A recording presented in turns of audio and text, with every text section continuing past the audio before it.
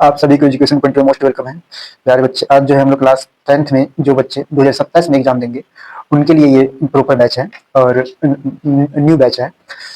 इसमें जो है हम लोग सारे सब्जेक्ट को पढ़ेंगे। सारे सब्जेक्ट को आपको विशेष रूप से डिटेल से पढ़ाया जाएगा। प्रत्येक दिन जो है आपको वीडियो मिलेगा और हम लोग जो है पहले पहले जो सब्जेक्ट पढ़ेंगे तो मैथ्स से ही स्टार्ट करेंगे। मैथ्स ही पढ़ेंगे। तो आज है जो इंट्रोडक्शन क्लास है, इंट्रोडक्शन क्लास में आप लोग को ये जानकारी होना चाहिए कितने सब्जेक्ट होता है, कौन कौन सी बुक्स होता है, कितने मार्क्स की होता है, बिहार बोर्ड में किस बुक से पूछा जाता है, इस सब के बारे में विशेष रूप से आपको जानकारी होना चाहिए। जैसे कि आप फर्स्ट स्लाइड में देखेंगे कि कौन कौन सा ये सब्जेक्ट है। ये हो गया 500 मार्क्स का। 500 मार्क्स का जो है एग्जाम आपका रहता है बिहार बोर्ड। इंग्लिश का भी एग्जाम होता है, बट इंग्लिश का मार्क्स जो है काउंट नहीं किया जाता है, तो इसीलिए इंग्लिश को स्कोरिंग मार्क्स में नहीं जोड़ा जाता है। स्कोरिंग मार्क्स आपका मेनली यही 5 होता है। मैथमेटिक्स हो गया, हिंदी हो गया, मैथिली हो गया, साइंस हो गया और सोशल साइंस हो गया। देखिए, मैथ को कहा जाता है, हिंदी में कहेंगे गणित। मैथ को हिंदी में गणित कहा जाता है। आप सब इसको लिखिएगा। मैथ को हिंदी में गणित कहा जाता है, हिंदी को कहा जाता है अहिंदी, और हिंदी कहा जाता है उसके बाद मैथिली। हिंदी इंग्लिश दोनों में लिखा जाता है मैथिली, मैथिली, मैथिली। उसके बाद हो गया विज्ञान। साइंस को कहा जाता है विज्ञान। उसके षष्ठी को कहा जाता है सामाजिक विज्ञान, सामाजिक विज्ञान। आपको ये बात पता चल गया होगा कि 500 मार्क्स में हमारा कौन कौन सब्जेक्ट होता है। इतना लिख लेने के बाद जो है हम लोग साइंस और एसएसटी को हम बता रहे हैं विशेष रूप से इस दोनों सब्जेक्ट में आपको क्या क्या पढ़ना होता है। देखिए, जैसे कि साइंस है, साइंस जो है 3 पार्ट्स में इंक्लूड हो जाता है। साइंस 3 पार्ट्स में इंक्लूड हो जाता है। पहला जो है फिजिक्स, केमिस्ट्री और जो है बायोलॉजी। यानी कि हिंदी में हम लिख देते हैं, हिंदी में कहा जाता है, हिंदी में लिखा जाएगा इसको भौतिक विज्ञान कहा जाएगा, हिंदी में कहा जाएगा भौतिकी, भौतिकी। उसके बाद कहा जाएगा रसायन शास्त्र, रसायन शास्त्र, रसायन शास्त्र। उसके बाद जो है बायोलॉजी का हिंदी नाम हो जाता है जीव विज्ञान, जीव विज्ञान। इसमें 3 बुक्स हैं और जो 3 बुक्स में देखा जाता है तो मोटा मोटी एनसीईआरटी के अकॉर्डिंग 15 चैप्टर होगा, 15 चैप्टर होगा। और इसमें जो अधिकतर बुक यूज करते हैं बिहार बोर्ड के स्टूडेंट वो भारतीय वन की बुक यूज करता है। आपको जो हम कॉपी बनवा देंगे उसमें सारा चीज इंक्लूड कर देंगे, सभी राइटर का भी इंक्लूड कर देंगे। जो एग्जाम का पैटर्न है उस पैटर्न के अकॉर्डिंग हम कॉपी बनवा देंगे। आप कॉपी पर विश्वास रखिए, कॉपी को बार बार रिविजन करिए, बुक को रीडिंग करते रहिएगा। कोई भी बुक आपके पास रहेगा चलेगा। कोशिश करिएगा कि 2 बुक्स साइंस में रहना चाहिए, एक एनसीईआरटी और एक भारतीय वन। भारतीय वन है तो उसमें क्लियरिटी दिया रहता है, एनसीईआरटी का लैंग्वेज हार्ड दिया रहता है, इसके लिए भारतीय वन बुक आप लोगों के पास होना चाहिए। उसके बाद जो है इसी प्रकार से है सोशल साइंस जो है, सोशल साइंस में भी है, सोशल साइंस में भी है 4 बुक्स हो जाता है। एक तो हो जाता है हिस्ट्री, फिर दूसरा हो जाता है ज्योग्राफी, तीसरा हो जाता है सिविक्स, सिविक्स को ही पॉलिटी कहा जाता है, चौथा हो जाता है इकोनॉमिक्स। हिस्ट्री का हिंदी नाम जो होता है इतिहास होता है, इतिहास। ज्योग्राफी का हिंदी नाम जो होता है भूगोल होता है, भूगोल। उसके अलावा जो है सिविक्स, इसको नागरिक शास्त्र कहिए या राजनीतिक शास्त्र कहिए। नागरिक शास्त्र कहिएगा तो सिविक्स हुआ और राजनीतिक शास्त्र कहिएगा तो पॉलिटी हुआ। अब बुक के ऊपर लिखा रहेगा राजनीतिक विज्ञान, राजनीतिक विज्ञान लिखा रहेगा। उसमें इकोनॉमिक्स, इकोनॉमिक्स का हिंदी बुक का नाम होता है अर्थशास्त्र, अर्थशास्त्र,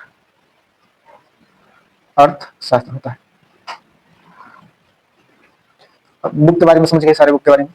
अब बता देते हैं आपको कौन सी राइटर की बुक, कौन सी बुक पढ़िएगा, इस चीज की जानकारी होना चाहिए प्रॉपर।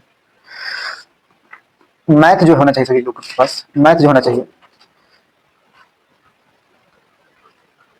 मैथ्स जो होना चाहिए एनसीईआरटी होना चाहिए। एनसीईआरटी पे कमांड होना चाहिए, बाकी प्रैक्टिस करने के लिए अदर कोई भी बुक बना सकते हैं। आप कोई भी बुक बना सकते हैं बट कमांड आपको रहना चाहिए एनसीईआरटी, क्योंकि आपका एग्जाम जो है एग्जाम में कंप्लीट एनसीईआरटी से सारा क्वेश्चन जो है सॉल्व हो जाएगा, पूर्ण रूप से सॉल्व हो जाएगा। एसएसटी का जितना भी बुक्स है, एसएसटी के जितना भी बुक्स हैं, ये सारा आपके पास बीटीसी का बुक होना चाहिए, बीटीसी का बुक होना चाहिए। उसके बाद साइंस का जो बुक हुआ, साइंस का बुक जो है भारतीय भवन का ले लीजिएगा।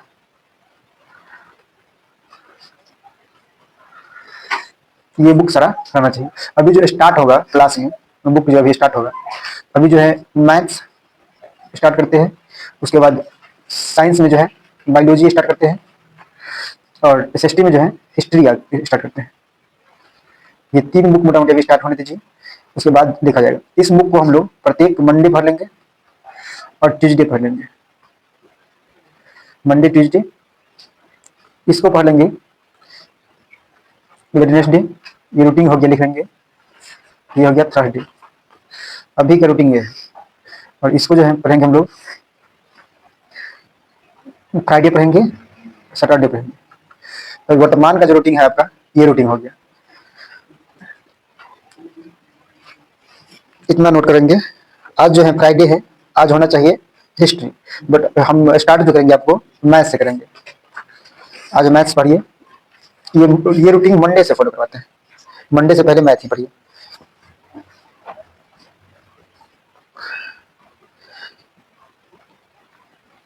चलिए, ये मैथमेटिक्स का जो है हम लोग स्टार्ट करेंगे। आगे जो आपका सब्जेक्ट रहेगा, फिर मैथ का ही सब्जेक्ट रहेगा। मैथ में आपको कुछ बेसिक जानकारी होना बहुत जरूरी है। जैसे कि आपका चैप्टर का नाम है वास्तविक संख्या, तो नोट करेंगे वास्तविक संख्या।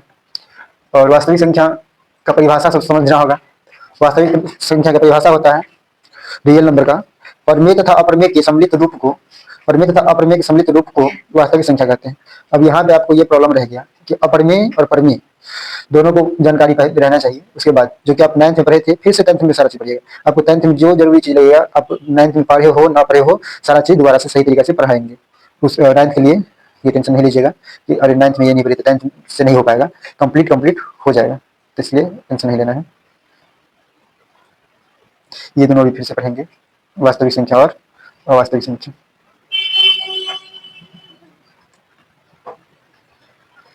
डिफिनीशन लिखेंगे, डिफिनीशन हो गया। एग्जाम्पल लिखेंगे।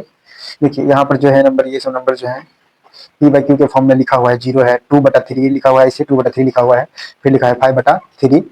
उसके बाद ये इसको पढ़ा जाएगा पाई, पाई पढ़ा जाता है। ये है √2/3 है। हो गया इतना। आगे परमेय संख्या, परमेय संख्या के बारे में जानकारी होना चाहिए। परमेय संख्या पढ़िएगा। परमेय संख्या किसे कहते हैं? जो संख्या p/q के रूप में लिखा जाए उसे परमेय संख्या कहते हैं। जो संख्या p/q के रूप में लिखा जाए उसे परमेय संख्या कहते हैं। जैसे एग्जांपल में हो गया 0, 2/3, इसको ऐसे लिखा जाता है, 2/3 लिखा जाता है। उसके बाद 5/3, उसके और भी आप जो है लिख सकते, और भी जो है लिख सकते हैं। एग्जाम्पल, बहुत सारे एग्जाम्पल लिख सकते हैं। इंग्लिश में जो बच्चे इंग्लिश में पढ़ रहे हैं, इंग्लिश मीडियम से पढ़ रहे हैं, बिहार बोर्ड में दोनों मीडियम से आप एग्जाम दे सकते हैं। तो इसीलिए जो बच्चे इंग्लिश मीडियम में पढ़ रहे हैं वो बच्चे इंग्लिश में लिखेंगे। अपरमेय संख्या, इरेशनल नंबर, अपरमेय संख्या समझिए, इरेशनल नंबर लिखेंगे। इसे कहा जाता है जो संख्या p/q के रूप में नहीं लिखा जाए, या जो संख्या रूट में, ये रूट का सिंबल होगी, रूट का सिंबल अपने अपने तरीके से लिख लेते हैं। लिखने का स्टाइल चेंज हो सकता है, बट लिखा जाता है एक ही चीज।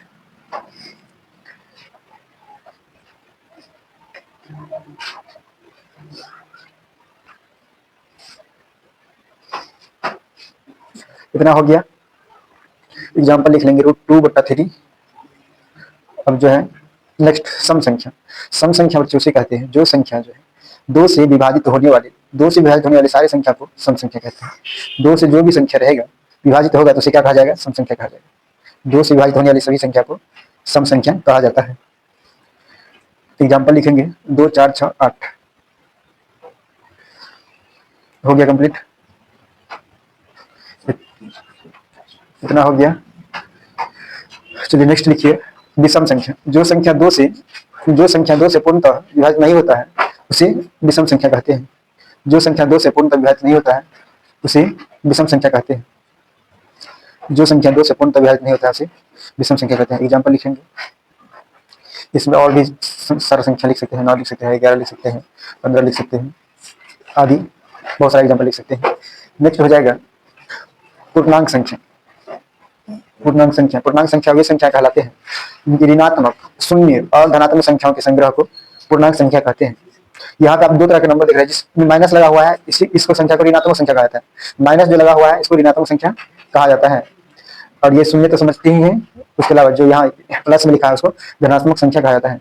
जो प्लस में लिखा है उसको धनात्मक संख्या कहा जाता है। जो प्लस में लिखा है उसको धनात्मक संख्या कहा जाता है।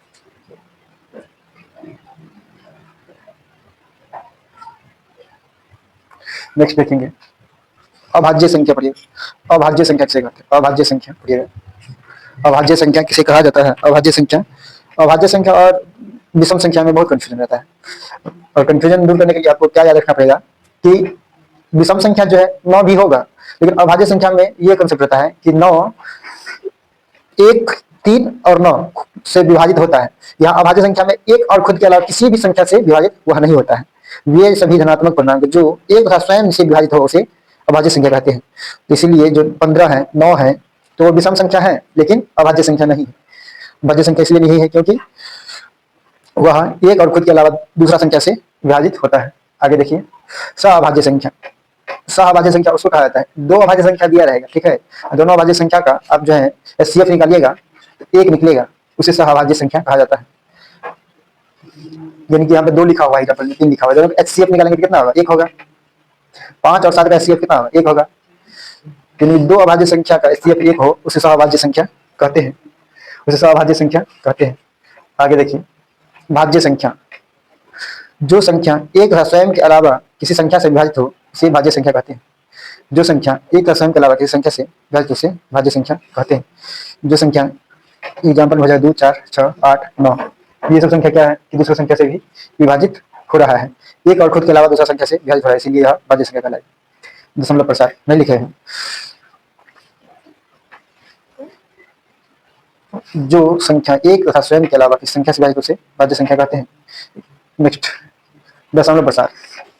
परिमेय संख्याओं में अंश से हर से अंश में भाग देने पर हर से अंश में भाग देकर दशमलव के रूप में व्यक्त करना दशमलव प्रसार कहलाता है। दशमलव प्रसार कहलाता है। जैसे कि आप यहाँ पर नंबर देख पा रहे हैं 1 लिखा हुआ है, 2 लिखा हुआ है, इसको अगर भाग देते हैं तो ये क्या लिखाएगा? 0.5 लिखाएगा। 0.5 लिखाएगा। 0.5 क्या कहलाएगा? 0.5 जो है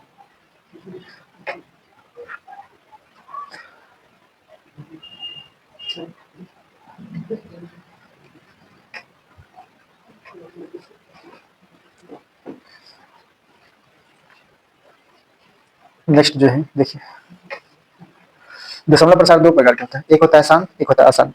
शांत दशमलव प्रसार पता लगाने के लिए नियम दिया जाता है। शांत दशमलव प्रसार पता करने के लिए नियम दिया जाता है।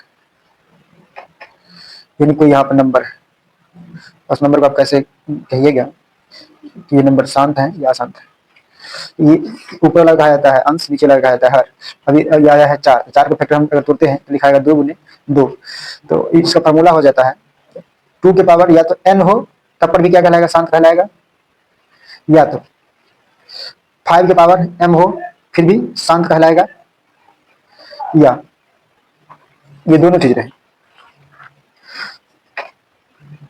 रहे, 2 के पावर n गुनी 5 के पावर m ये रहेगा तो शांत कहलाएगा। 3 कंडीशन में शांत कहलाएगा, वरना इसके अलावा जो भी कंडीशन आएगा अशांत कहलाएगा। इस 3 कंडीशन में शांत कहलाएगा, इसके अलावा अशांत कहलाएगा। शांत दशमलव प्रसार किसको कहा जाता है? समझिए शांत दशमलव प्रसार हर से अंश में भाग देने पर पूरा विभाजित हो उसे अशांत, उसे शांत दशमलव प्रसार कहा जाता है। यहाँ पे अशांत लिखाया है, यहाँ पे शांत लिखिए। हर में अंश से भाग देने पर पूरा विभाजित हो उसे शांत दशमलव प्रसार कहते हैं। हर में अंश से भाग देने पर पूरा विभाजित हो उसे शांत दशमलव प्रसार कहते हैं। जैसे 1/2 में भाग दीजिएगा तो 0.5 आएगा, 1/2 में भाग देंगे तो कितना आएगा? 0.5 आएगा। इसके अलावा आगे कोई नंबर आने का चांस नहीं है, इसलिए यह शांत दशमलव प्रसार कहलाएगा। नेक्स्ट अशांत दशमलव प्रसार। अशांत दशमलव प्रसार हर से अंश में भाग देने पर पूरा विभाजित नहीं हो उसे अशांत दशमलव प्रसार कहते हैं। हर से अंश में भाग देने पर पूरा पूरा विभाज्य नहीं हो उसे अशांत दशमलव प्रसार कहते हैं। एग्जाम्पल हो जाएगा 1/3 में अगर भाग देते हैं आप तो 0.33 आते ही रहेगा, तो इसीलिए यह अशांत दशमलव प्रसार होते हैं। और दूसरा एग्जाम्पल देख रहे हैं दूसरे तरह का है।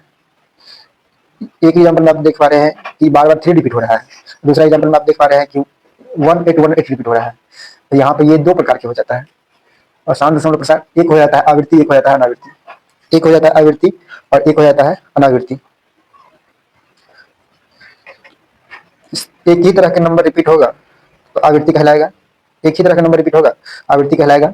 अगर नंबर 2-3 नंबर बार बार रिपीट होगा अनावृत्ति कहलाएगा। 2-3 नंबर बार बार रिपीट होता है तो अनावृत्ति कहलाता है। इसके साथ जो है आप लोग का चैप्टर 1 का पाठ परिचय जो होता है, बेसिक मुख्य बातें जो होता है सारे के सारे कंप्लीट हो गया। अब इस पाठ से संबंधित जो है कुछ मुख्य बातें रह गया है, जो कि फॉर्मूला है, परिभाषा वाला पोर्शन कंप्लीट हो गया। इसके अलावा जो है हम लोग नेक्स्ट दिन देखेंगे। बाय।